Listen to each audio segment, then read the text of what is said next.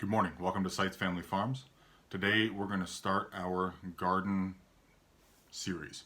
So, right now it is between Christmas and New Year's. We live in Indiana, and therefore there isn't a whole lot that we can do actually outside in the garden. But that doesn't mean that we can't plan and prepare so that when we get outside we are much more successful. I've got a list of a few things here that we can do this time of year that are going to make our spring planting and fall harvests a lot more successful. Always go with the 7 P's. So the one thing that we can do right now is ordering some of your perennials, your asparagus, your strawberries, things like that.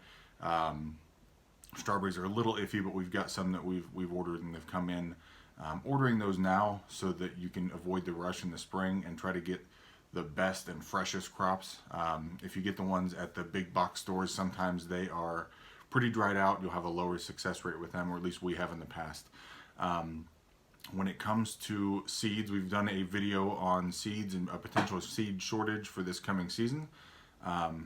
But either way, reaching out to your local seed provider, or not local, some of them are, your seed provider, whether it be one of the big box stores or a Burpee online or M.I. Gardener, Baker Creek, any of those, or 99-cent heirloom seeds.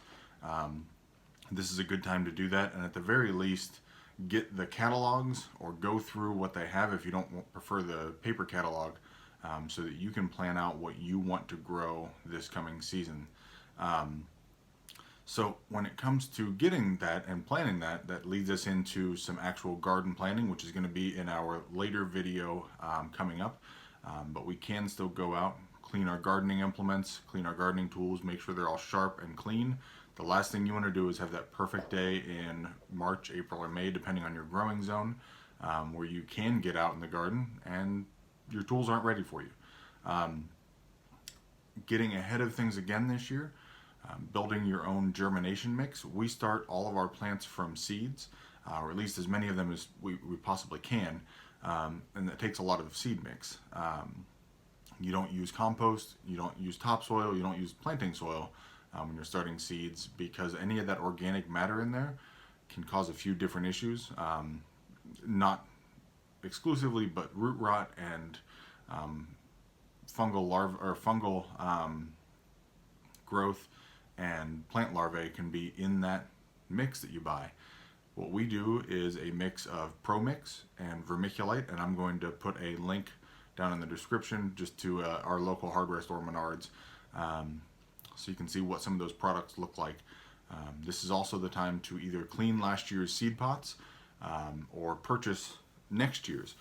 So if you do anything like we do and we sell seedlings, it would be enormously expensive for us to get the little 4-inch pots and sell them to everybody. We couldn't make a profit, or our seedlings would have to be so expensive nobody would buy them. So we use small, little 12-ounce plastic cups.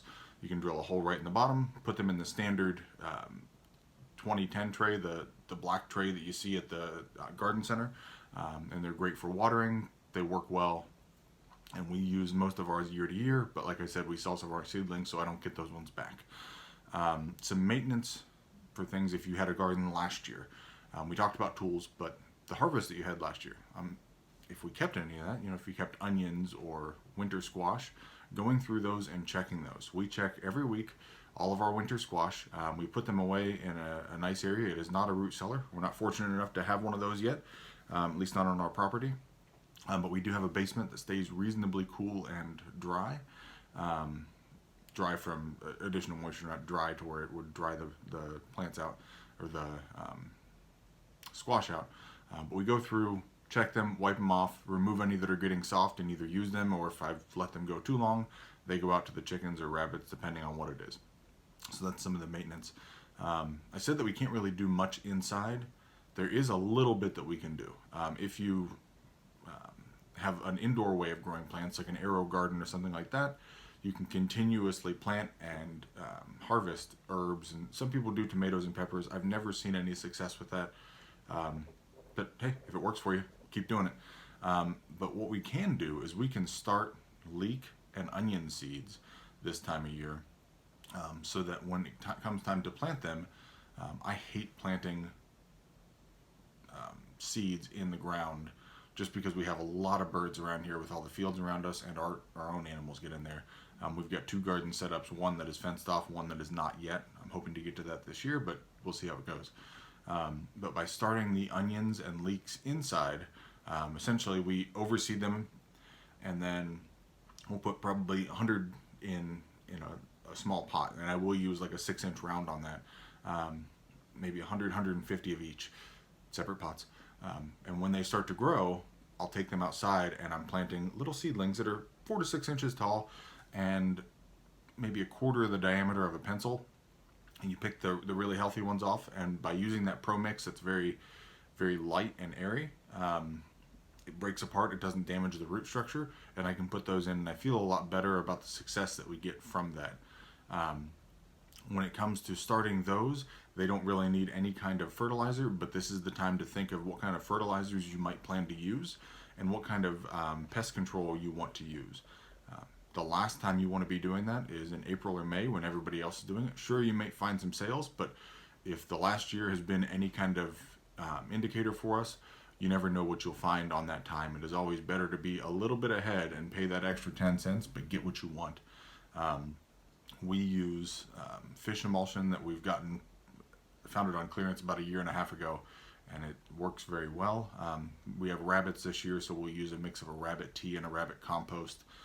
Actually, in the garden, the rabbit tea will be used inside on the seedlings on about a half strength dilution. And right now, I'm in the process of researching how to keep squash bugs from decimating our squash population like they did last year. These are things I want to consider and plan for now, so that I'm not having to do that when we're under that pressure from the squash bugs, and I'm trying to make the plants survive like I did last year. I look forward to your input, and if you have any questions, please put them down in the comments. I would ask that you like and or subscribe to our channel, and we'll see you next time.